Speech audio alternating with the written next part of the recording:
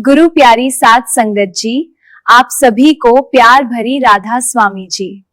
आज हम एक ऐसी साखी सुनेंगे जो सेवा, निस्वार्थ भाव और कर्मफल की गहरी सीख देती है। किसी नगर में गोपाल दास नाम का एक विद्वान ब्राह्मण रहता था। उसकी पत्नी और 5 बेटे बहुएं थीं। परंतु दुख की बात यह थी कि उसके सभी बेटे अलग अलग रहते थे और माता पिता की कोई सुध नहीं लेते थे। गोपाल दास नियमों का पक्का था। रोज सुबह 4 मील दूर गंगा स्नान करता, फिर राम मंदिर में पूजा करता। इसी से उसका जीवन चलता था। एक दिन उसकी पत्नी गंभीर रूप से बीमार हुई और अंततः उसका देहांत हो गया। पत्नी के जाने के बाद गोपाल दास पूरी तरह टूट गया। बीमारी ने उसे घेर लिया और अब वह गंगा स्नान करने में भी असमर्थ हो गया।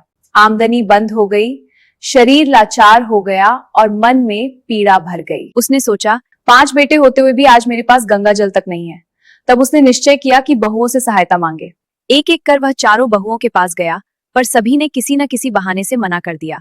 कोई गृहस्थी का बहाना बनाती, कोई मायके जाने का, तो कोई काम की व्यस्तता का। अंत में वह 5वीं बहू राधा के घर पहुंचा। राधा ससुर को देखते ही बोली, पिताजी, मैं धन्य हो गई जो आप आए।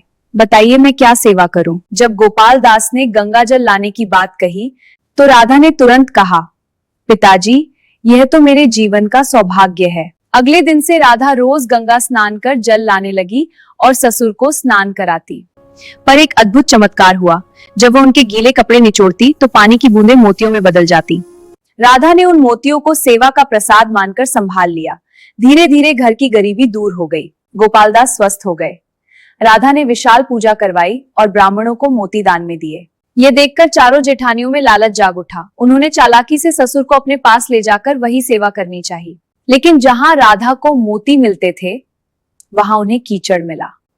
लालच में आकर उन्होंने राधा का मोतियों का संदूक भी चुरा लिया। पर अंत में जब सच्चाई सामने आई तो उन्हें अपने कर्मों पर पछतावा हुआ। राधा ने उदार हृदय से उन्हें माफ कर दिया और कहा, गंगा में मोती भी हैं और पत्थर भी। फल कर्म पर निर्भर करता है, लालच पर नहीं। संगत जी, इस साखी से हमें यह शिक्षा मिलती है कि निस्वार्थ सेवा कभी व्यर्थ नहीं जाती। लालच से किया गया कर्म फल नहीं देता। माता पिता और बुजुर्गों की सेवा सबसे बड़ा पुण्य है।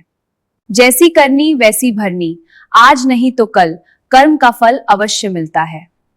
राधा स्वामी जी। अगर आपको यह साखी अच्छी लगी हो तो कृपया कमेंट में जरूर बताइए और सेवा भाव से इसे आगे साझा कीजिए।